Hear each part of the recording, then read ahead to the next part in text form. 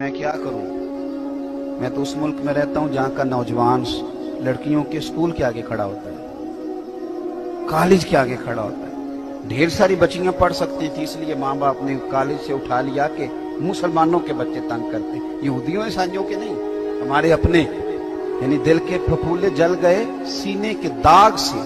और देखो मेरे घर को आग लग गई, घर के हमारे बच्चे। और याद रखना, जिसके घर में बेटी होती है ना, मैंने अपने सर पे कभी बड़े बाल नहीं रखे, छोटे से बाल रखता हूं। मेरी 7 बहनें। एक दिन मैं सड़क पे खड़ा था, शायद 6ठी क्लास में पढ़ता था, तो मैंने बालों को बड़ी कंघी की, जेब में कंघी होती है, एक वक्त होता है ना बंदे को। मैं कंघी कर रहा था तो मेरे अब्बा जी भैंसों का चारा लेके आ रहे थे, तो एक बात उन्होंने मुझे सड़क पे बुला के कही।